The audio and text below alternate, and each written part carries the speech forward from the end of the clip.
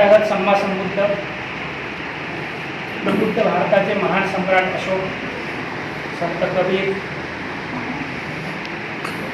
छत्रपती शिवाजी महाराज, शिक्षणाचे जनक, राष्ट्रपिता महात्मा ज्योतिराव फुले, सावित्रीबाई फुले, भारतीय संविधानाचे जनक डॉक्टर बाबासाहेब आंबेडकर आणि ज्या ज्या महापुरुषांनी आपल्या सर्वांच्या संरक्षणासाठी, आपल्या कल्याणासाठी आपलं संपूर्ण आयुष्य अर्पण केलं, अशा त्या सर्व महापुरुषांच्या विचारांना आणि प्रतिमांना अभिवादन. आज या अपलिफ्ट अकॅडमी उद्घाटन कार्यक्रमात आपण सर्व उपस्थित झालात. त्यामुळे सर्वप्रथम आपले अभिनंदन, धन्यवाद.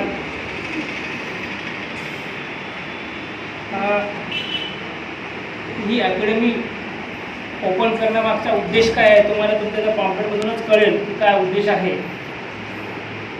माझी अपेक्षा होती की या कार्यक्रमाला खूप सारे विद्यार्थी असतील असो, पण आपले वामनदादा कर्डक म्हणतात, भीमा तुझ्या मताचे जरी 5 लोक असते, तलवारीचे त्यांच्या न्याहाळचे टोक असते, त्या 5 मधलेच आपण आहात. आणि ही स्पर्धा परीक्षा तयारी करण्यासाठी जी पहिली पायरी आहे ती आहे की अशी माहिती घेणे. सरांनी सांगितलं आपण नॉलेजच नसते, पण ती पहिली पायरी तुम्ही क्रॉस केलेली आहात, म्हणून सर्वप्रथम तुमचं अभिनंदन. कारण आजूबाजूला बरेच फिरत असतील, आलेच नाही इथे, माहिती असतील बरेच लोकांना इथं काहीतरी असं कार्यक्रम पण आले नाही, पण तुम्ही आलात म्हणजे तुम्ही पहिली पायरी क्रॉस केली असं मला वाटते. कारण कुठलाही अधिकारी किंवा कुठल्याही आपल्याला पदावर जायचं असेल तर पहिली पायरी हीच आहे, नंतर पुढच्या पायऱ्या आहेत. तर धनंजय वंजारी सर आत्ताच आपल्यासमोर आपल्याला म्हणजे त्यांनी डिटेलमध्ये मार्गदर्शन केलं. ते माझे मित्रच आहे, आम्ही सोबतच मुंबईला UPSC तयारीमध्ये दोघं सोबतच करत होतो. राऊत सर स्टॅटिस्टिकल डिपार्टमेंटला आहे, माझ्याच बिल्डिंगमध्ये आहे, माझ्याच ऑफिसमध्ये आहे, जुन्या ऑफिसमध्ये. त्यांचाही चांगला अभ्यास आहे आणि स्वतः ते पेपर पब्लिकेशन करतात, पुस्तक पण लिहितात. त्यांनी पण तुम्हाला डिटेल्स म्हणजे स्पर्धा परीक्षा व्यतिरिक्त इतर ज्या काही म्हणजे 12वी नंतर सर्वसाधारण काय आपण करायला पाहिजे, त्यांच्या डिपार्टमेंट जे आहे इकॉनॉमी डिपार्टमेंट, त्यामध्ये किती तुम्हाला संधी आहेत ते त्यांनी समजावून सांगितलं. 12वी नंतर नेमकं काय करायचं याबद्दल मी तर तुम्हाला डिटेल सांगू शकणार नाही, पण जी स्पर्धा परीक्षा UPSC MPSC असो, बँकिंग असो, ह्या स्पर्धा परीक्षेची तयारी कशी करायची आणि त्यात यश कसं संपादन करायचं त्याबद्दल नक्कीच मी तुम्हाला मार्गदर्शन करेन. तर कुठलीच परीक्षा असो, MPSC असो, UPSC असो, तुम्ही जर साधारणतः जर तुम्ही सिलेबस जर बघितला तर 70% सिलेबस ॲज इट इज आहे. कुठल्याही परीक्षा द्या तुम्ही, रेल्वे द्या, बँकेची द्या, कुठली द्या, जनरल नॉलेज हा सब्जेक्ट असतोच. फक्त त्याला काही परीक्षामध्ये डिवाईड केलं तर हिस्ट्री, जॉग्राफी, इकॉनॉमिक्स, एन्व्हायरमेंट वगैरे, पण त्याला जनरल नॉलेज म्हणतो आपण. त्यानंतर दुसरा पार्ट असतो त्याला आपण रिजनिंग म्हणतो, तो प्रत्येक परीक्षेमध्ये असतोच. तिसरा पार्ट असतो ॲप्टिट्यूड, ज्याला आपण गणित म्हणतो सोप्या भाषेमध्ये, तो प्रत्येक परीक्षेमध्ये असतोच. चौथा पार्ट असतो आपली लँग्वेज, होऊ शकते एखादा कुठली महाराष्ट्राची एक्झाम असेल तर मराठीचं नॉलेजला असेल, बाकी स्पर्धा परीक्षा स्टेट लेवलच्या असतील मराठी असतील, नॅशनल लेवलच्या असतील तर इंग्लिश असेल, आणि 5वा विषय असतो टेक्निकल नॉलेज. बरोबर आहे. समजा तुम्हाला एखाद्या इंजिनिअरिंग फील्डला जायचं आहे, इकॉनॉमिक्स फील्डला जायचं आहे, रेल्वेमध्ये गँगमॅन किंवा जे काही टेक्निकल एक्झाम्स असतात त्याचं आपल्याला टेक्निकल नॉलेज असावं लागते, कॉम्प्युटरचं नॉलेज असावं लागतं. तर आपण जर बघितलं बेसिक हा सिलेबस जवळपास सारखा असतो, पण तरी आपण सक्सेस का होत नाही. आपल्या घरी पुस्तकाचे रॅकच्या रॅक भरून असतात, बरोबर आहे, पण तरी आपल्याला सक्सेस मिळत नाही. सरांनी सांगितलं सक्सेस किती आहे पॉईंटमध्ये,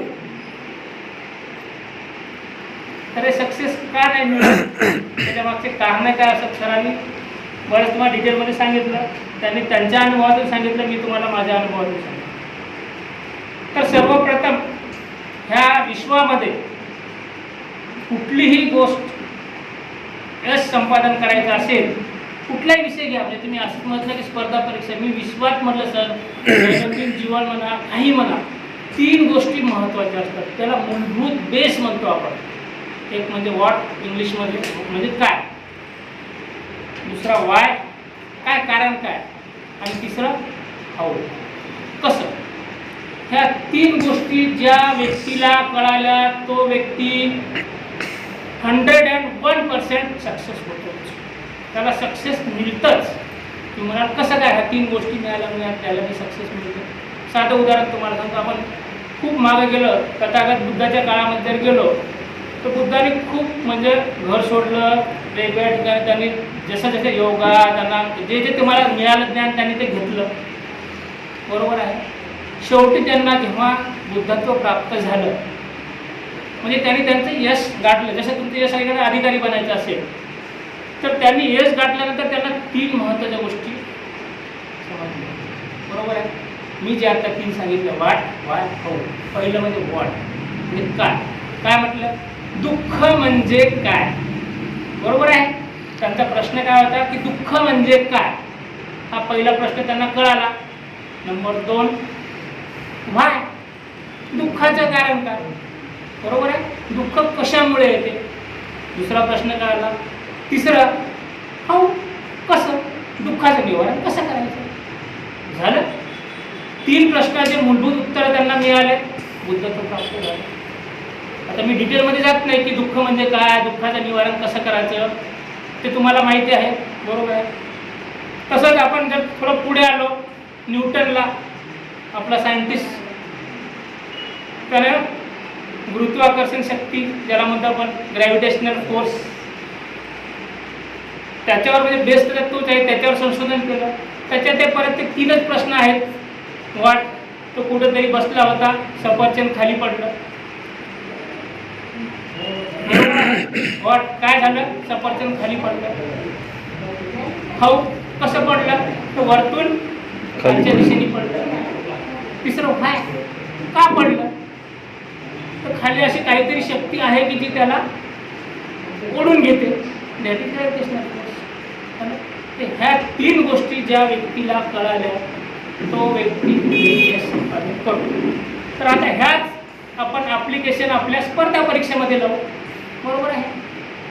तो व्हॉट, काय, सर्वप्रथम आपल्याला माहीत असायला पाहिजे की स्पर्धा परीक्षा म्हणजे काय, बरोबर आहे. तिचा अभ्यासक्रम काय आहे, तिचे पेपर्स कसे असतात, त्याच्यासाठी क्वालिफिकेशन काय काय लागते, हे आपल्याला बेसिक माहिती असणं पाहिजे, बरोबर आहे. मग तुम्ही कुठलीही एक्झाम देता तर सिलेबस तुम्हाला माहिती आहे.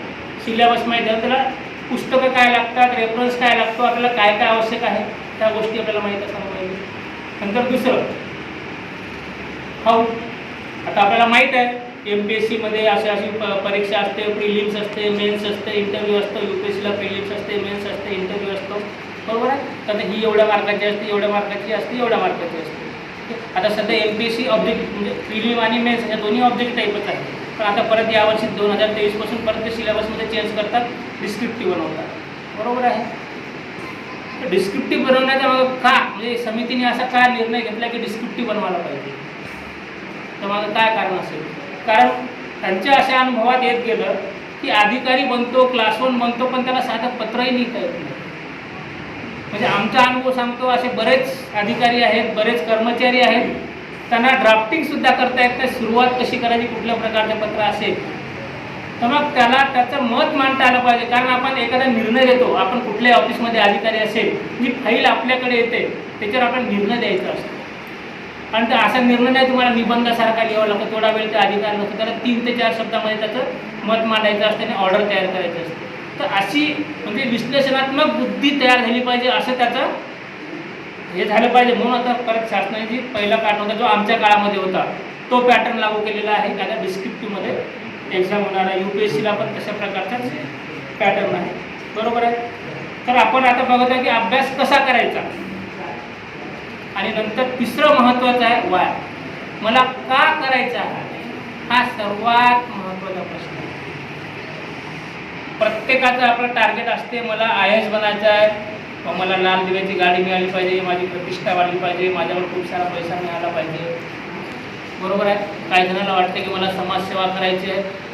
प्रत्येकाचे असे स्वप्न असतात. जेव्हा सर्व्हिसमध्ये येतात आपोआप त्यांचे स्वप्न डायल्यूट होत जातात. ओके, आपण सुरुवातीला जाताना आम्ही पण तेच केलं आहे, तुम्ही पण तेच करता, मोठा मोठा डायलॉग मारतो, मला हे करायचं, समाजसेवा करायचं, हे करायचं, ते करायचं, ते करायचं. ओके, पण ॲक्च्युली प्रत्यक्ष प्रशासनामध्ये गेला खरंच समाजसेवा होतो का, खरंच तो नॉन करप्ट राहतो का, बरोबर आहे.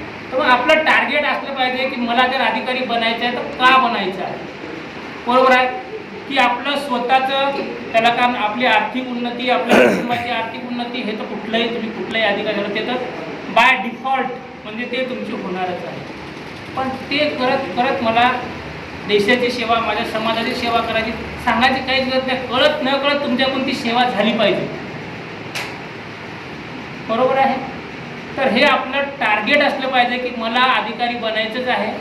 ह्या बेसिक तर प्रत्येकाच्याच आहेत. जे प्रत्येकजण म्हणत असेल किंवा मी हे केलं, मी करप्टेड नाही, मी हे नाही ते नाही, चुकीचं आहे. सिस्टीम आहे, सिस्टीमच्या प्रभावात प्रत्येकजण वाहत जातो, बरोबर आहे. पण एक आपलं काही जणांचं हे टार्गेट असतं की बस मला बस झालं सर्विस की पहिल्या वर्षी मला बंगला झाला पाहिजे, हे झालं पाहिजे, ते झालं पाहिजे, असं टार्गेट कधीच ठेवायचं नाही. पण टार्गेट असलं पाहिजे मी ज्या समाजातून आलो, ज्या परिस्थितीत आलो, okay, pay back to society. मला त्या समाजाला, त्या कम्युनिटीला, म्हणजे समाज म्हणजे पर्टिक्युलर आहे एक असा एखादा समाज नाही, तो कुठल्याही कम्युनिटीमध्ये असो, कुठल्याही एक माणूस म्हणून मी ज्या गटातून आलो, जातीतून म्हणा, ज्या गटातून आलो, ज्या समूहातून आलो, त्या समूहाला मला काहीतरी देणं आहे, त्यासाठी आपण अधिकारी बनलो पाहिजे आणि त्या दृष्टीने आपण प्रयत्न केला पाहिजे. हा आपला उद्देश असला पाहिजे, ओके. तर आपण जर इतिहास जर वाचला असेल तर सम्राट अशोकाच्या काळामध्ये त्यांना अधिकाऱ्यांना, प्रत्येक अधिकाऱ्याच्या आधी धम्म हा शब्द असा, धम्म महामात्य, धम्म अमात्य, धम्म अधिकारी. का आपल्याला तसा अधिकारी बनता आलं पाहिजे. म्हणजे धम्म म्हणजे पर्टिक्युलर एखादा हिंदू धर्म, बौद्ध धर्म, मुस्लिम धर्म असा धर्म, हा धर्म म्हणत नाही मी. धम्म म्हणजे जीवन जगण्याची जी कला आहे, ज्याला आपण चांगलं जीवन कसं जगता येईल आणि दुसऱ्यांना चांगलं जीवन कसं जगू देता येईल, तर दुसऱ्यांचं कल्याण कसं करता येईल, हा विचार करणारा अधिकारी म्हणजे धम्म अधिकारी, बरोबर आहे. तर हे तीन आपले बेसिक असले पाहिजे की ह्या तीन गोष्टी आपल्याला माहीत असल्या पाहिजे. त्याला आपला सारांश. त्यानंतर आता म्हणजे स्पर्धा परीक्षा सुरू करायची की नाही, की MPSCच करायची, UPSCच करायची, बँकिंग करायची, असा आपला हे असतो. म्हणजे जसं सरांनी सांगितलं आपला पेंडुलम असतो, इकडून तिकडे तिकडून इकडे फिरतो, बरोबर. आमचा तोच झालेला आहे.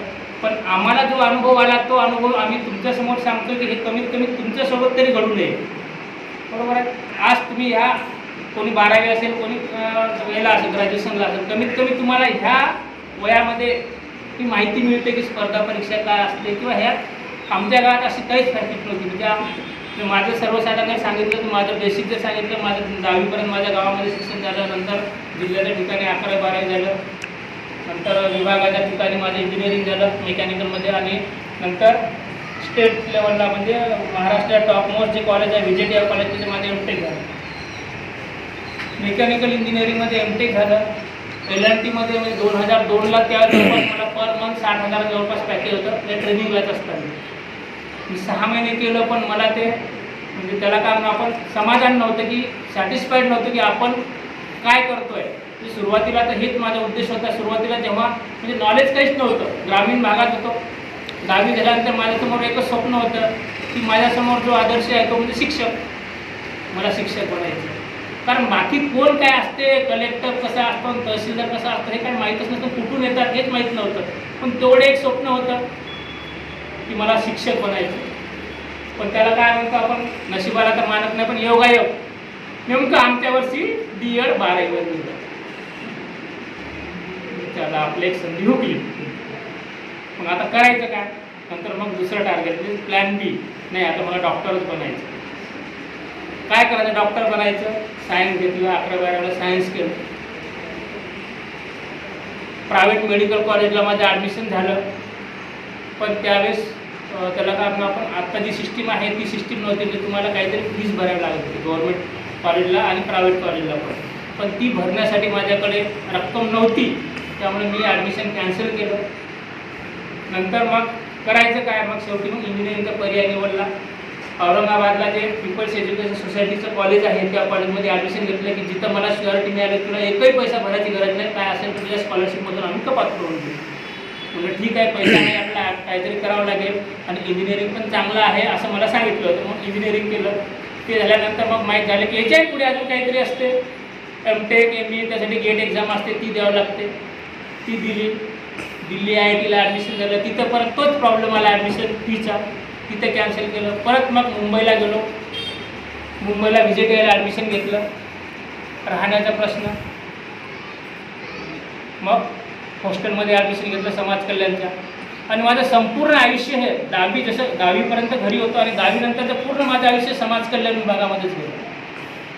म्हणजे 11वी 12वी पूर्ण, म्हणजे मला कुठल्याच गोष्टीची अशी कमतरता नाही भासली की मला रूम करावं लागेल, काय करावं लागेल. पूर्ण माझं एज्युकेशन समाज कल्याण विभागामध्ये गेलं आणि तिथून मी माझा अभ्यासक्रम सुरू केला. आणि करत असतानाच मी जेव्हा MTech करतो आणि इंटर्नशिप करत होतो त्यावेळेस यवतमाळला कलेक्टर होते डॉक्टर हर्षदीप कांबळे, ते आपल्या भंडाऱ्यामधलेच आहेत. त्यांच्याशी माझा संपर्क आला आणि त्यांनी मला सांगितलं, मी त्यांना जस्ट असं संपर्काला म्हटलं माझं असं आहे, मला इंजिनिअरिंग फील्डमध्ये मला काही असं इंटरेस्ट नाही किंवा मला काही असं मला एक प्रशासनामध्ये जायचं आहे. मग त्यांनी मला सजेशन दिलं UPSC MPSC कर. ते करायला सुरुवात केली. त्यांनी पण आर्थिक मदत केली. मुंबईला गेलो आणि मग मुंबईला आमचं सिद्धार्थ हॉस्टेल आहे, तुम्हाला माहिती असेल, तिथं मी धनंजय आम्ही सोबतच UPSC तयारी सुरू केली. सांगायचा उद्देश हा की जर आपली मनापासून तयारी असेल तर आपल्याला खरोखरच, त्याला काय म्हणू आपण, नशीब म्हणत नाही, पण आपल्याला साथ देणारे लोक नक्की मिळतात. मी मनापासून ठरवलं, मुंबईला गेलो, कांबळे साहेब भेटले, धनंजयसारखे मित्र भेटले. त्यांनी सांगितलं भाजी कापून द्यायचं. मी भाजी मी पण कधीच बनवली नव्हती, कारण माझं पूर्ण आयुष्य हॉस्टेलमध्ये गेलं होतं आणि हॉस्टेलमध्ये अशी गरज पडतच नाही, बरोबर आहे. पण तरी तिथं सगळं काही शिकलो. सांगण्याचा उद्देश हा की आपली मनापासून इच्छा पाहिजे. म्हणजे ज्या 5 गोष्टी तुमच्या, जसं पहिल्यांदा 3 गोष्टी बेसिक सांगितल्या, तशा कुठल्याही गोष्टीसाठी आपल्याला 5 गोष्टी महत्त्वाच्या असतात. त्यातली पहिली गोष्ट म्हणजे स्ट्रॉंग विल पॉवर, प्रबळ इच्छाशक्ती पाहिजे आपली की नाही मला हे करायचंच आहे. म्हणजे माझ्या बाजूचा कोणतरी सांगतो, आई वडील सांगतात, कोणतरी धनंजय वंजारी पास झाला, कांबळे पास झाले म्हणून मी पण करायचं.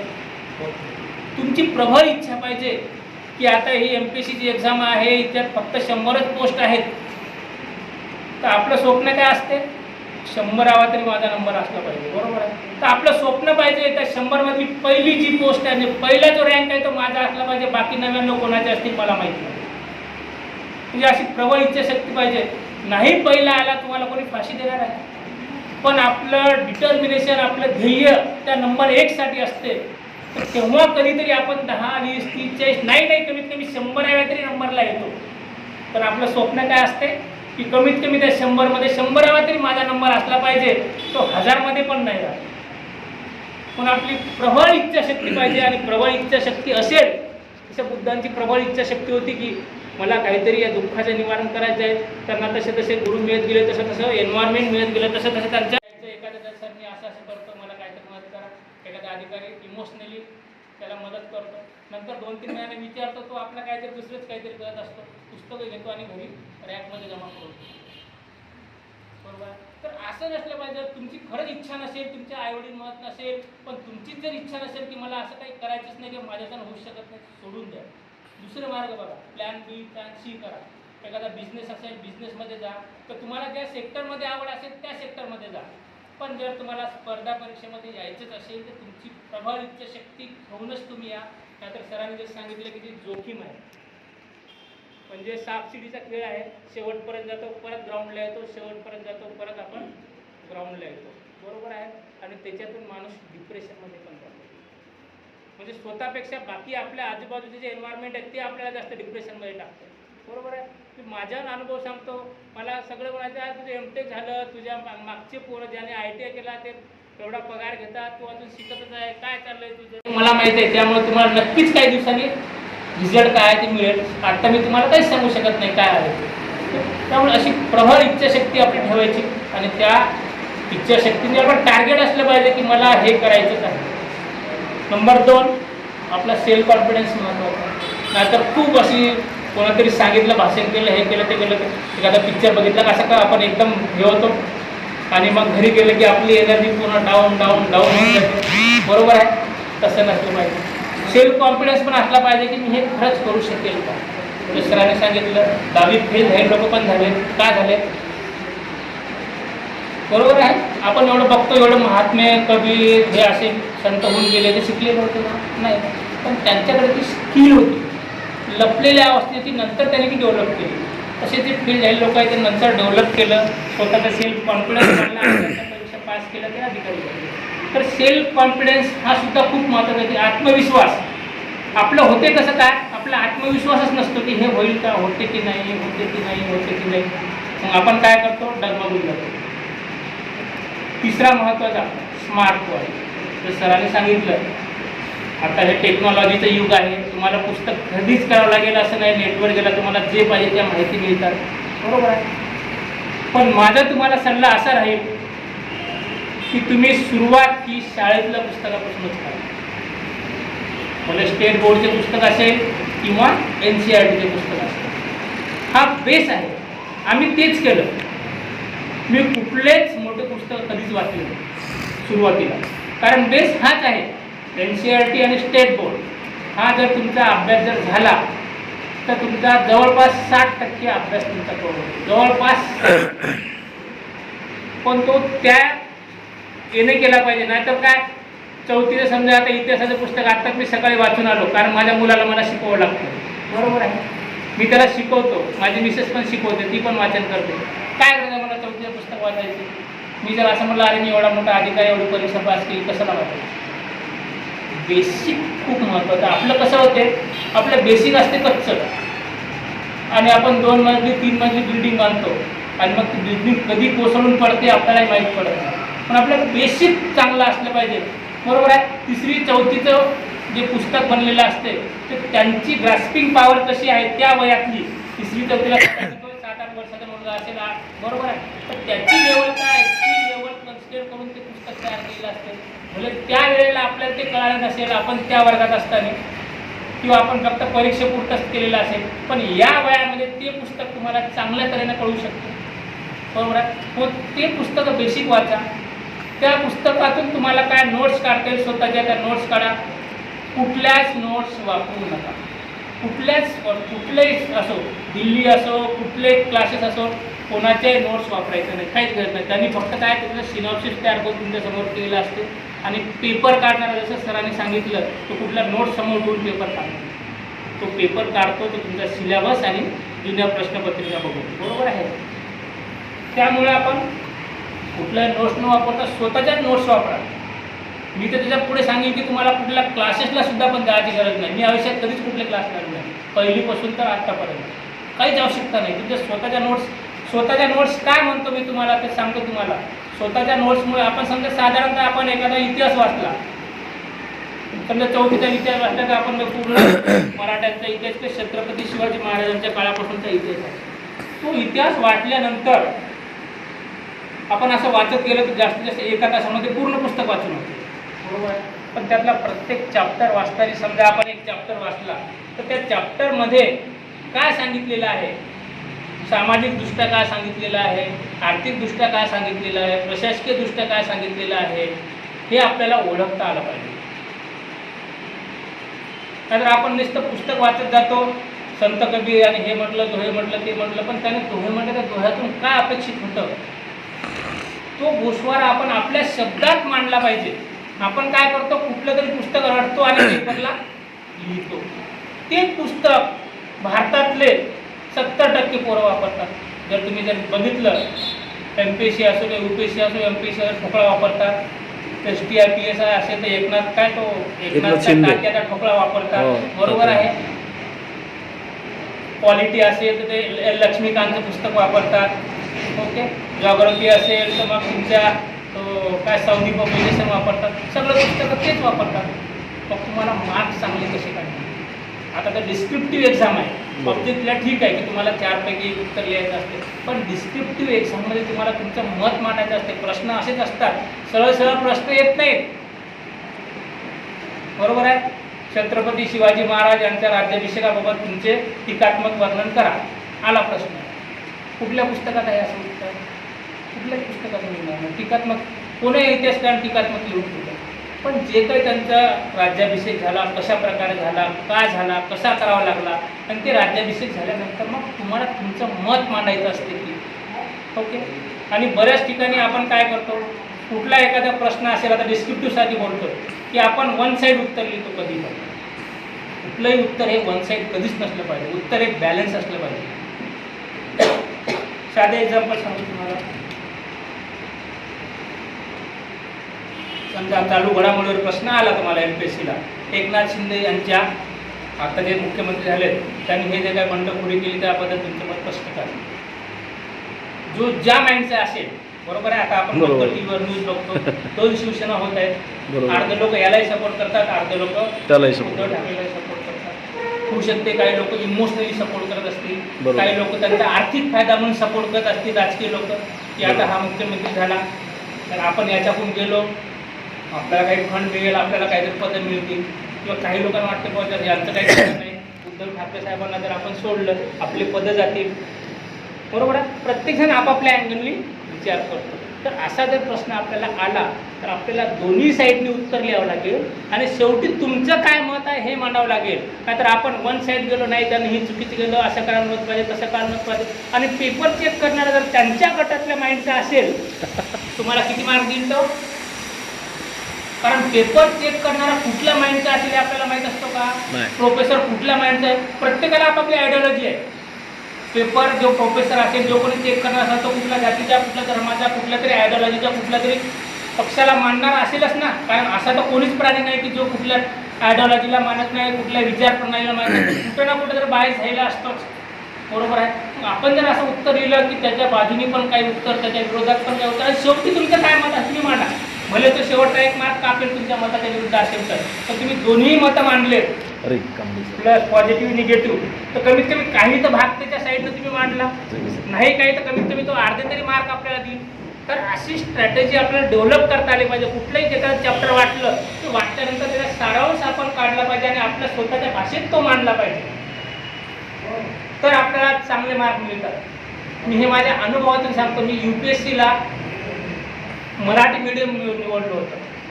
म्हणजे आज म्हणजे 2008-9 मध्ये, तर त्यावेळेस मटेरियलच उपलब्ध नव्हते मराठीमध्ये. आता तरी काहीतरी आले, फक्त इंग्लिश आणि हिंदीमध्ये होते. पण मी का निवडली त्याच्या मागे एकच होतं की मला माहीत होतं की UPSCचे इंग्लिशमधले, हिंदीमधले खूप सारे मटेरियल आहे आणि त्याच्यातून प्रश्नाचे उत्तर लिहिणारे खूप सारे आहेत. पण मी ते जर मराठीत माझ्या भाषेत जर उत्तर लिहिलं तर पेपर चेक करणारा हा कोणतरी मराठीच माणूस असेल आणि तो मला चांगले मार्क देईल, माझ्या उत्तराला चांगले मार्क देईल. पण मुद्दा मी मराठी भाषा निवडली. आणि तुम्हाला म्हणजे मला अभिमानानं सांगा वाटते की ज्यावेळेस मी ते पेपर देत होतो त्यावेळेस आम्हाला 300 मार्काचा एक पेपर असायचा, 60 मार्काचा एक प्रश्न, असे 5 प्रश्न असायचे. तर मी असं हिस्ट्रीमधले सिलेबस आणि मागचे पेपर बघितले होते. मी 2 प्रश्न जे आपण परीक्षेला जाता वाचतो ना, ते 2 प्रश्न असं सहज वाचत चाललो होतो.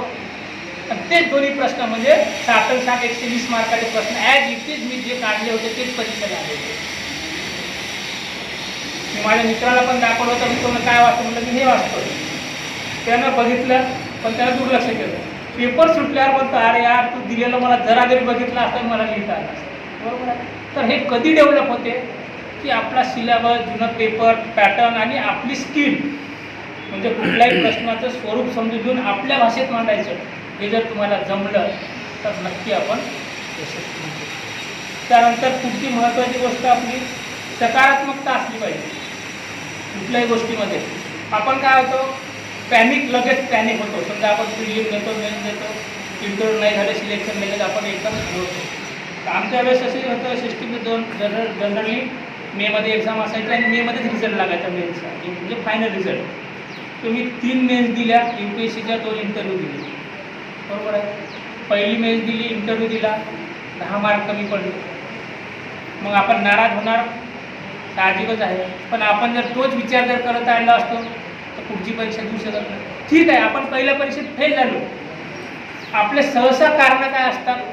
समजा आपण प्रिलिम काही एक्झाम दिल्या, घरच्याने चुकून काही विचारलं समजा की बघ काय तुझा रिझल्ट काय आला, पहिले एक तर कारण त्याचं असते पेपर फुटला. नंबर दुसरं कारण असते, नाही हे जागा सगळं पैसे देऊनच काहीतरी भरल्या. मान्य आहे काही होतं असेल, तर MPSC UPSCमध्ये असला प्रकार कधी घडत नाही, तिथे तुमचं बुद्धिमत्ताच तुम्हाला येते. पण आपलं कारण असं द्यायचं नाही आपण की ह्या कारणामुळे मी फेल झालो. आपण हे शोधायला पाहिजे की मी ज्या परीक्षा दिल्या त्याच्यामध्ये माझं काय चुकलं, आपण स्वतःचं सेल्फ इंट्रोस्पेक्शन केलं पाहिजे. आपलं त्याला काय म्हणून आपण स्वतःचं चिंतन केलं पाहिजे. ही पण एक महत्त्वाची त्यातली गोष्ट आहे, सेल्फ इंट्रोस्पेक्शन. म्हणजे आपलं स्वतःचं आपण अवलोकन केलं पाहिजे की मागच्या वेळेस काय झालं होतं. कधी कधी तुम्ही बघा, परीक्षेला जातो आपण, पेपरला लिहिताना आठवत नाही, पण घरी आलं की याचं उत्तर हे आहे, याचं उत्तर हे होते की नाही. आपल्याला का होते असं, हे का होते मी तुम्हाला नंतर सांगेन, बरोबर आहे. पण असं होते तर मग असं का झालं हे आपण शोधायला पाहिजे की असं प्रॉब्लेम आहे. एक तर पहिली गोष्ट, आपल्याला वेळ पुरत नसतो. एखादा प्रश्न सोडवत बसतो, इतका अवघड असतो, ते सोडवण्यात आपला कधी वेळ निघून जातो आपल्याला माहीतच नसते, बरोबर आहे. दुसरी गोष्ट, आपल्याला उत्तर येत असते पण तिथं लिहिता येत नाही. तिसरी गोष्ट, आपण काहीतरी फक्त त्याला काय म्हणून आपण ओझरतं बघितलेलं असते काहीतरी एखादा विषय आणि त्याच्यावर प्रश्न येतो, त्यामुळे आपल्याला कॉन्फिडन्स नसतो की हेच उत्तर असेल म्हणून त्याचं, बरोबर आहे. तर मग ह्या आपल्या काय चुका झाल्या परीक्षेमध्ये, मला एवढे मार्क कमी मिळाले, का मिळाले, मला वेळ नाही पोहायला, ठीक आहे, माझी त्रुटी अशी आहे की माझ्यामध्ये स्पीड वाढवावं लागेल, वेळ मला मिळाला नाही. दुसरं, मला पेपरला आठवत नाही, घरी आठवते, बरोबर आहे. त्यासाठी मला काय करावं लागेल, बरोबर. हे आपण आपल्या उणीवा शोधत राहिलं पाहिजे. आपण आपल्या उणीवा न शोधता काय करतो, दुसऱ्यातल्या उणीवा शोधतो. नाही, त्यानं काहीतरी सेटिंग केली असेल, त्यानं हे केलं असं म्हणून तो पास झाला. तुझं काय केलं ते तू बघ, तुझ्या काय चुका झाल्या त्या तू सुधारणा कर, आपोआप तुला पुढच्या परीक्षेमध्ये यश मिळते. पण आपण ते न करता एकदा आपण डिप्रेशनमध्ये जातो किंवा मग आपण ते सोडून देतो. नाही, आता MPSC मध्ये जातो, मी आता बँकिंग करतो, बँकिंगला तसंच काहीतरी होते ते सोडतो, रेल्वेच्या करतो, तिथं काहीतरी होते. तसं सोडधड केल्यानं कधीच कुठल्या परीक्षा पास. मला बरं हा खूप सारे दिले, MPSC दे, STI PSI दे, हे दे, रेल्वे दे, इंजिनिअरिंग सर्व्हिसचे एक्झाम दे, की कुठल्या दिन माझं एकच टार्गेट होतं, मला UPSC करायचं आहे. आणि ते टार्गेट जर आपण ठेवलं तर खालच्या ज्या परीक्षा आहेत ना त्या आपण सहजच पास होतो. की तुम्हाला सांगतो, मी MPSCचा कधीच अभ्यास केला, परीक्षा दिल्या, अभ्यास कधीच केला नाही. UPSCला 2 विषय असे असतात, इंग्लिश कंपल्सरी असतो आणि सेकंड लँग्वेज असते जी हिंदी मराठी, जे तुम्हाला पाहिजे घ्यायचे असते. हे क्वालिफाईंग असतात, ते मार्क्स तुम्हाला मिळत नाही, फक्त क्वालिफाईड करावं लागतात.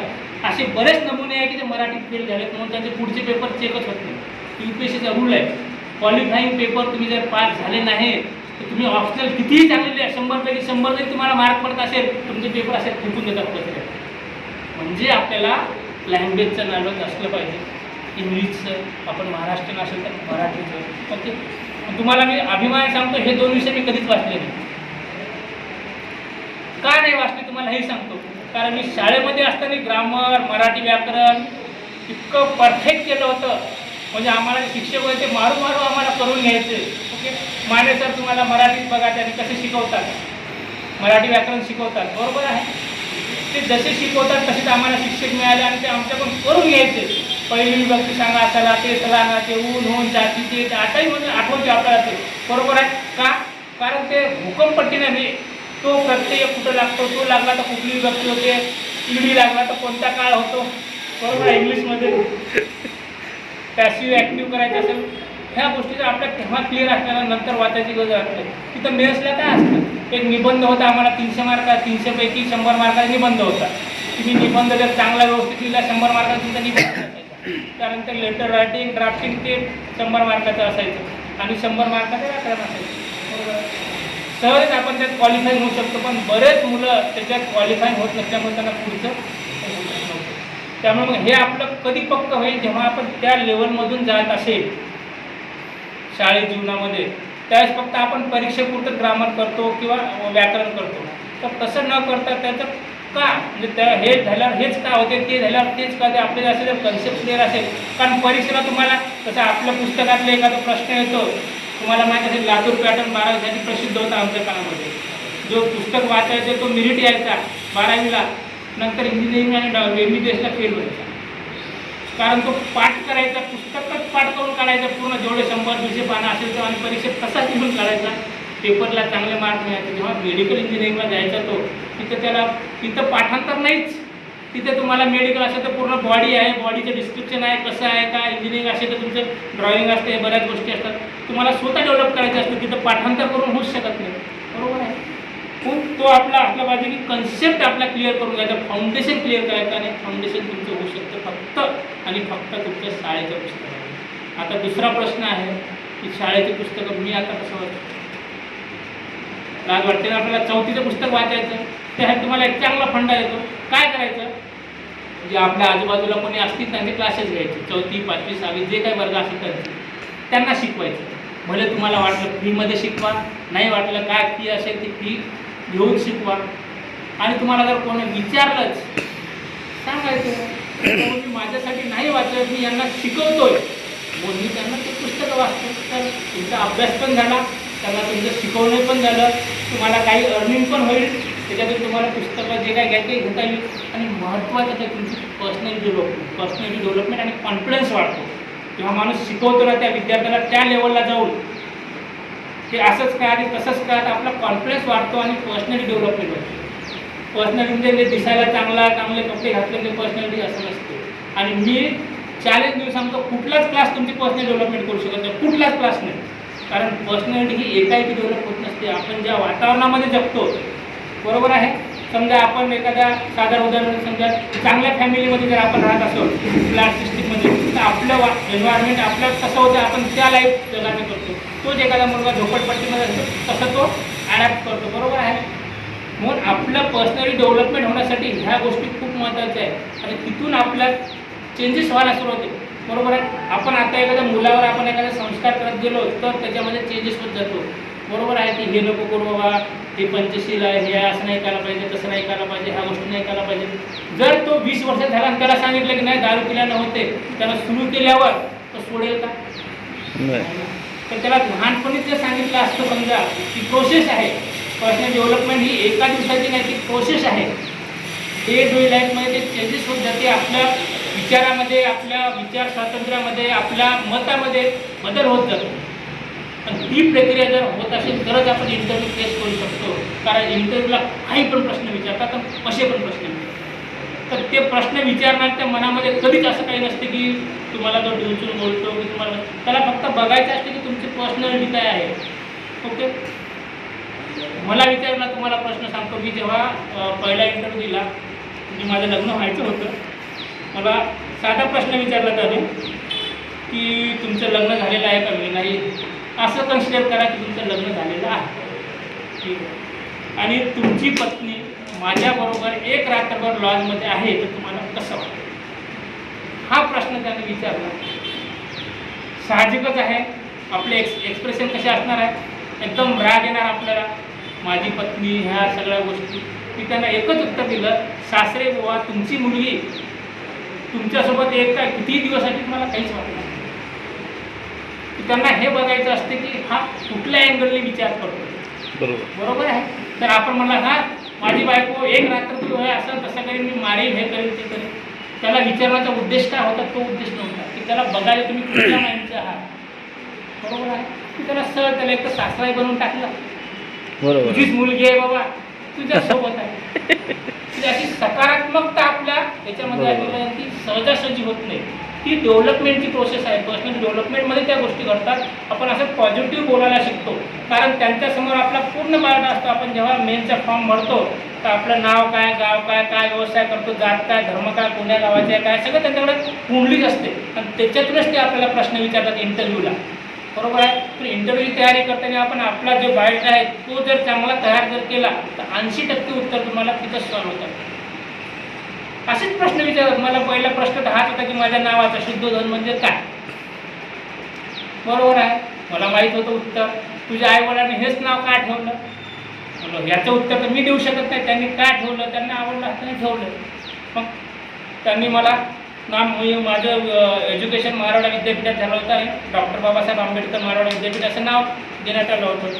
त्यांनी हा प्रश्न विचारला होता की विद्यापीठाला फक्त एक नाव देण्यासाठी एवढं नामांतराची चळवळ चालली, एवढं लोक शहीद झाले, तर मूर्खपणाची चळवळ नाही का, असा प्रश्न विचारला होता. साहजिकच आहे आपल्याला, म्हणजे बाबासाहेबांच्या चळवळीसाठी आम्ही एवढं दान दिलं, शहीद झालो, हे केलं, ते केलं, आणि हे म्हणतात की मूर्खपणाचं लक्षण आहे का. तर त्यांना काय अपेक्षित होतं की याच्यातून काय एक्सप्लेन करणार आहे, किंवा तू फक्त तुझ्या जाती धर्माविषयीच तू फक्त त्या फेवरचा आहे का, कुठल्या, कारण अधिकारी म्हटल्यानंतर तो कुठलाही व्यक्ती तुमच्यासमोर असतो, कुठल्याही समाज असतो, कुठल्याही जातीचा, कुठल्याही मताचा असू शकतो. प्रत्येकाला आपल्या कायद्यात नियमात राहून आपल्याला त्याला उत्तर द्यायचं असते की त्यानुसार आपल्याला काम करायचं असतं. हे त्यांना बघायचं असतं. म्हणून ते अशा प्रकारचे प्रश्न विचारतात आणि अशा प्रकारचे प्रश्नाचे उत्तर आपण तेव्हाच देऊ शकतो जेव्हा आपण या प्रोसेसमधून बरोबर. तर हे पण एक महत्त्वाचं आहे की आपण स्वतःचं अवलोकन करत गेलो पाहिजे बरोबर आहे. तर ह्या जर गोष्टी आपण जर केल्या तर आपण 100% कुठल्या ना कुठल्या परीक्षेत पास होतोच. आणि जर नाही जर झालो ते समाजातला चांगला माणूस म्हणून आपण जीवन जगू शकतो. स्पर्धा परीक्षेची मनातून तयारी करणार, मी स्पर्धा परीक्षा सो कॉल्ड म्हणत नाही, जे तयारी करणार खूप आहे. कोणाला विचारा ग्रॅज्युएशनला काय करतो, स्पर्धा परीक्षा करतो, काय करतो ते म्हणजे जे मनापासून तयारी करतात. कारण तो इतिहास वाचतो, भूगोल वाचतो, पॉलिटी वाचतो, इकॉनॉमिक्स वाचतो, व्याकरण वाचतो, पूर्ण नॉलेज त्याच्याकडे असतं. माणूस म्हणून कसं जगायला पाहिजे हे त्याला मिळतं शिकायला बरोबर आहे. नाहीच काही झालं तो असे एखादे क्लासेस पण चालू शकतो. नाहीच काही केलं कमीत कमी स्वतःच्या मुलाला तर काही शिकू शकतो. बाहेर काही ट्युशन लावण्यापेक्षा जर त्याला कुठला जॉब नाही बाबा कशाला ट्युशनला लावायचं कुणाकडे, स्वतःच आपल्या मुलाला शिकवायचं एवढं तर तो करू शकेल. म्हणून स्पर्धा परीक्षेत तयारी करणारा ते म्हणतात ना की वाया गेला, पास न झाला, हे असं कधीच होत नाही. त्याला यश मिळतं. म्हणून मी काय म्हटलं की त्या 3 गोष्टी आणि ह्या 5 गोष्टी ज्याला माहीत आहे तो 100% यश त्याला मिळतंच. भले तो मग तो अधिकारी होईल नाही होईल पण त्याच्या जीवनामध्ये त्याला यश मिळते. तो काही ना काही नक्की करू शकतो आणि हे तेव्हा शक्य होऊ शकतं. त्यानंतर जे टेक्निकली गोष्टी करतो आपण की बेसिक सिलेबस काय असतो कसा असतो ह्या तुम्हाला म्हणजे आता सिलेबस जर चेंज होत जातो त्यामुळे त्या डिटेलमध्ये न जाता असं असं झालं, भूगोल आहे, ही नदी आहे, हे समुद्र आहे, ह्या ज्या मी नोट्स काढल्या त्या बोलायचं आणि त्या रेकॉर्ड करून घ्यायचं. आणि मुंबईमध्ये तुम्हाला माहिती आहे ट्रेनशिवाय पर्याय नसतो. एक अर्धा तास कमीत कमी अर्धा तास तरी प्रवास असतो. तर त्यावेळेस मी तो कानामध्ये टाकायचो आणि तो ऐकत बसायचो. मी काय रेकॉर्डिंग केलं त्याच्यावर मला 2 गोष्टी मिळाल्या की मी चांगला गायक पण असू शकतो बरोबर. आपला आवाज कसा आहे आपल्याला कळतंय बरोबर आहे. आपण जे काही बोलतो तिथं आपलं काही चुकते का असं म्हणत नाही. मी किती फ्लुएंट इंग्लिश बोलणारा असेल तरी त्याच्याकडून चुका होऊ शकते की एखादा ग्रामीण भागातला असेल तरी त्याच्याकडून चुका होऊ शकते. मराठी पण आपण एकदम फ्लुएंटली बोलू शकत नाही. आम्ही अधिकारी झालो आमच्या एकदम फ्लुएंट मराठी बोलतो का फ्लुएंट इंग्लिश बोलतो असं नाही. तर आपल्या ज्या चुका करतात रेकॉर्डिंग करताना बाबा मी हा शब्द असा उच्चारला की असा उच्चारला पाहिजे त्या चुका आपल्या दुरुस्त होतात. नंबर 2 आपला आवाज आपल्याला कळतो. आपला त्याला काय आपण पिच किती आहे फ्रिक्वेन्सी किती आहे बरोबर आहे. मग ती आपल्याला कशी कमी जास्त करता येईल. आणि महत्त्वाचं म्हणजे आपल्या ह्या गोष्टी पाठ होत जातात. पण आपण काय करतो एक तर मोबाईलमध्ये एक तर कानात टाकतो आणि धिंगाणं काहीतरी ऐकत बसतो किंवा व्हॉट्सअपवर आपण काहीतरी चेक करत बसतो. इलेक्ट्रॉनिक्स युग आहे त्याचा चांगला फायदा होतो. बसल्या तुम्ही एक गुगलवर टाकलं रिव्हर्स इन महाराष्ट्र पूर्ण तुम्हाला डिटेल्स मिळतो. पण आपण काय करतो काहीतरी बघत बसतो व्हॉट्सअपवर म्हणा किंवा गुगलवर काहीतरी चेक करत होतो आणि आपला वेळ वाया घालवतो. आणि एकदा वेळ वाया गेल्यानंतर मग ती वेळ परत येत नाही. आमच्या काळामध्ये ज्यावेळेस होतं त्यावेळेस एक गाणं खूप प्रसिद्ध होतं, मला जाऊ द्या ना घरी आता वाजले. पोरं त्याच गाण्यावर डान्स करायचे. कुठेही पाहिलं ते जा तुझ्या आयुष्याचे 12 वाजले त्याचं काय. वय गेल्यानंतर आयुष्याचे 12 वाजता आपला तुम्हाला त्या काळात तरी मुली मिळायच्या. आता तुम्हाला सांगतो तुम्हाला मुलगी पण देणार नाही कोणी मुलगा जर असेल तर. अशी अवस्था झाली आजकाल. म्हणजे जसं मुलगा पोरीकडे जातो मुलीला विचारतो काय करतं काय नाही उलटी आता प्रोसेस होणार आहे. मुलगी मुलाला विचारतो काय करतो हे करतो का नाही. तू तंबाखू खातो मला आवडत नाही, तू दारू पितो मला आवडत नाही, तुझं हे असंच आहे मला आवडत नाही, तुला स्वयंपाक बनवता येत नाही मला आवडत नाही. ही वेळ येणार आहे कारण हे सहजीवन आहे. हा गाडा आहे पती पत्नीचा दोघाला. म्हणजे त्या बायकोला ठेका घेतला का स्वयंपाक करण्याचा नाही. बरं असं तर त्यानंही एका दिवशी केलं तर काय फरक पडतंय बरोबर. आपण फुले शाहू विचाराचे म्हणतो तर थोडंफार आपण ते करू शकतो ना. तर ही वेळ आली नाही पाहिजे आपल्यावर म्हणून आपण इतर गोष्टीकडे दुर्लक्ष करायचं आणि आपलं फक्त टार्गेट ठेवायचं की IAS मला 1 वर्षात व्हायचं आहे 2 वर्षात व्हायचं आहे. फिक्स टार्गेट की माझं ह्या वर्षी मी IAS असणार आहे की या वर्षी मी जिल्हाधिकारी असणार आहे, या वर्षी मी उपजिल्हाधिकारी असणार, PS जे काही तुमचं टार्गेट असेल ते आपलं असं अचिव्हमेंट असं जर ठेवलं तर नक्की होऊ शकते. पण त्यात तुम्हाला सॅक्रिफाईस करावं लागतं बरोबर आहे. तुम्ही इतिहास बघा बुद्धाने पूर्ण त्यांचं जे त्याला सुख समाधान होतं जेवढं सुख होतं पूर्ण सॅक्रिफाईस केलं. तेव्हा त्यांना हे मिळालं. बाबासाहेब आंबेडकरांचे बघा, शाहूंचं बघा, छत्रपती शिवाजी महाराज, प्रत्येकाने सॅक्रिफाईस केलंय. आपल्याला सॅक्रिफाईस करावंच लागेल. मी माझं उदाहरण सांगतो. त्या वेळेस मी माझ्या गावात कोण लग्न असो, बहिणीचं असो, भावाचं असो, की कोणी मरो, कोणी काही होईल, दुर्लक्ष. कारण तुम्ही लग्नात जाता, हा आला चांगलं झालं असं आपल्या नातलग बोलतात, पण तुम्ही जर फेल झाला, अरे हे गेला बाया, बरोबर आहे. जर तुम्ही 2-3 वर्षे गेलाच नाही आणि तिसऱ्या वर्षी अधिकारी होऊन जर गेला, नाही मला माहित होतं हे होणारच होता, ही मुलगी काहीतरी होणार हे मला माहित होतं, पण तेच लोक काय गेली पोरगी वाया गेली, शहरात जाते, काय करते तिला माहित, झाला माहिती असे विचार. पण आपण जेव्हा काही बनून जाईल ना, सगळं विसरून जातात, आधीचं सगळं विसरून जातात. मग तुम्ही जे माल तुमची पोटूंच्या मागं मागं येतात. म्हणून आपण बाकी सगळं एंटरटेनमेंट जे काय ते बाजूला सोडून द्यायचं. फिक्स आपलं ठरवायचं टाइम टेबल प्लॅन. तुम्ही सकाळी 8 जे काय तुम्हाला, मी असं म्हणत नाही की तुम्ही इतके वाजता उठा तितके वाजता उठा, पण कृपया करून दुपारी झोपण्याची सवय जोडा. दुपारी कधीच झोपायचं नाही. का? त्यामध्ये सायंटिफिक तुम्हाला कारण सांगतो. आपले पेपर जनरली कधी असतात 10 ते 11 पासून ते 1 वाजेपर्यंत आणि दुपारी 2 ते 5 वाजेपर्यंत. होते काय, बरेच जण रात्रभर जागरण करतात आणि मग ह्या वेळेला झोपतात. 11-12 जेवण केलं की मस्त झोप येतात. ही आपल्या बुद्धीला सवय, मी म्हटलं का तुम्हाला डेव्हलपमेंटची प्रोसेस आहे. आपल्या बुद्धीला ती सवय लागलेली असते 11-12 वाजले की. आणि पेपरमध्ये त्या दिवशी तेच होते, आपली बुद्धी झोपायला लागते आणि चुकून आपण काहीतरी याच्या जागी बी उत्तर लिहून टाकतो आणि घरी आल्यावर बघतो, अरे हे उत्तर मला ये होतं, मी बी कसं काय लिहिलं. अरे बाबा तू झोपीत होता त्यावेळेस. पण मी तुम्हाला सांगितलं की त्यावेळेला, कारण आपला तो पेपरचा वेळ असतो आणि तुम्ही कितीही प्रयत्न करा की मी नाही, मी पेपरला झोपणार नाही तर तुम्हाला झोप. कारण की आपला ब्रेन असा आहे ना, त्याच्यावर कंट्रोल, आणि त्याच्यावर कंट्रोलच जर करायचं असेल तर एकच मार्ग आहे, योगा किंवा मेडिटेशन. ओके, कंपल्सरी कुणी असो, जो स्पर्धा परीक्षा तयारी करतो तरी योगा किंवा मेडिटेशन हे केलंच पाहिजे, कमीत कमी अर्धा तास 1 तास. त्याच्यामुळे काय होते, आपलं कॉन्सन्ट्रेशन वाढते. 1 नंबर 2, एकाच जागी बसण्याची आपली कॅपॅसिटी वाढते. कारण 3-3 तास पेपर असतात.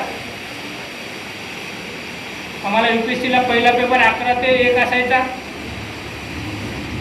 लगेच 1 तास गॅप, लगेच दुसरा पेपर 2 ते 5. 6 तास लगातार बसून राहावं लागतं. नुसतंच बसून राहावं लागत नाही, लिहावं पण लागतं, आठवावं पण लागते, बरोबर आहे. म्हणून आपली त्याच्यामुळे एक बसण्याची कॅपॅसिटी वाढते आणि आपली स्मरणशक्ती पण वाढायला आणि आपलं कॉन्सन्ट्रेशन वाढायला सुरुवात होते. पण महत्त्वाचं म्हणजे आपल्या शरीराचा व्यायाम होतो. जेवढे फिजिकल होत असेल किंवा त्याला काय म्हणून आपण आध्यात्मिक प्रकारे होत असेल, पण आपल्या शरीराला एक व्यायाम मिळतो. आपलं रक्ताभिसरण संस्था वेगाने होतात, आपलं हार्टबीट वाढतात, बरोबर आहे. त्याच्यामुळे आपल्या रक्ताचं फिल्ट्रेशन होत जाते. ह्या गोष्टी होतात आणि ह्या गोष्टी महत्त्वाच्या आहेत. तुम्ही अभ्यास करताना बघा, एखादं पुस्तक वाचताना आपण सुरुवातीला 15 मिनटं एकदम चांगलं वाचतो. 15 मिनटं झाले की थोडं ग्राफ आपला कसा खाली खाली खाली खाली येत जातो, डुलक्या पण यायला लागतात आपल्याला, बरोबर आहे. तर तसं न होण्यासाठी आपण टाईम टेबल ठरलं पाहिजे की हां ठीक आहे, ह्या वेळेला मी अभ्यासाला बसणार, ह्या वेळेमध्ये माझा मोबाईल स्विच ऑफ असणार आहे, पुस्तक म्हणजेच माझी गर्लफ्रेंड आणि पुस्तक म्हणजेच माझा बॉयफ्रेंड, त्या 1 तासामध्ये. मग 1 तास संपला, अर्धा तास तुम्हाला काय तुमचं टाईमपास करायचा असेल, खेळायचं असेल, काही बघायचं असेल बघा. मी असं म्हणत नाही की 24 तासच अभ्यास करा. 24 तास अभ्यास करणारा कोणीच पास होत नाही, तो पागल.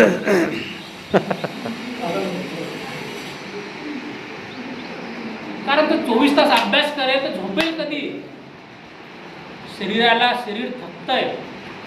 फक्त एकच महापुरुष त्याने 18 तास अभ्यास केला, पण त्यांनी कधी 24 तास अभ्यास केला नाही. कारण त्यांना सायन्स माहीत होतं की शरीराला, बुद्धीला झोपेची गरज आहे, बरोबर आहे. तर हे आपल्याला कळतात प्रॅक्टिकली. मी असं थेरॉटिकली सांगत नाही, प्रॅक्टिकली मी अनुभवून सांगतो तुम्हाला, माझे अनुभव सांगतो. मी हे केलं म्हणून मला सक्सेस मिळालं, बरोबर आहे. तर मेडिटेशन कंपल्सरी करा, योगा करा आणि एक टार्गेट भले तुम्हाला वाटत असेल की नाही मी अर्धा तासाच्या वर तर बसू शकत नाही, अर्धा तासच बसा सुरुवातीला, नंतर थोडं गॅप घ्या, परत अर्धा तास बसा, परत गॅप घ्या, मग 8 दिवस अर्धा तास बसा, परत 15 मिनटं वाढवा, 45 मिनटं करा, 1 तास करा, असं करत करत एक वेळ अशी येईल ना की तुम्ही 8-8 तास जागेवर हलणार नाही, जर तुमचा स्टॅमिना तसा वाढला तर. पण तो एकाच दिवशी तुम्ही म्हटलं नाही मी आज 8 तास करणार म्हणजे करणारच, आपला दरवाजा लॉक लावायचा आणि बसायचा 8 तास, पण त्या 8 तासामध्ये त्याचा फक्त अभ्यास 1-1.5 तास होता. अरे माझा मित्राचं काहीतरी चाललं असेल, व्हॉट्सअपवर काही मेसेज आला असेल का, कुठं काहीतरी झालं असेल का, ही तर आपलं अर्ध लक्ष तिथं असते. घरात काहीतरी जेवण बनत आहे का, काय जेवण बनवलं माहीत नाही, जाऊ का जेवायला, असं होते. पण असं होऊ न देता तुमचं जसं तुमचं शरीरमान आहे, जसं तुमचं हे रुटीन जीवन आहे त्याच्यामध्ये बदल करू नका. तुम्ही जर बदल करायला गेला तर नक्कीच काहीतरी प्रॉब्लेम. त्याला स्टेप बाय स्टेप असं डेव्हलप करत नाही, जसं जमेल तसं करा, प्लॅन करा, पण विदाऊट प्लॅन काहीच होऊ शकत नाही. असं करत करत करत जर आपण जर केलं तर आपला स्टॅमिना वाढेल आणि आपलं कॉन्सन्ट्रेशन पण वाढेल आणि आपला अभ्यास चांगल्या तऱ्हेनं होऊ शकेल. ही एक गोष्ट लक्षात ठेवा की हे आपल्याला करायचीच आहे. आता सर्वात महत्त्वाचा मुद्दा सांगतो की आता येथे झालं आपण परीक्षा दिल्या, पास झालं, तर पास झाल्याच्या नंतर खरी आपली कसोटी असते. ओके, माझा अनुभव सांगतो, परीक्षा पास होणं म्हणजे चिल्लर गोष्ट आहे, चिल्लर. इथून पुढे प्रवास सुरू होतो आपला खरा प्रशासनाचा.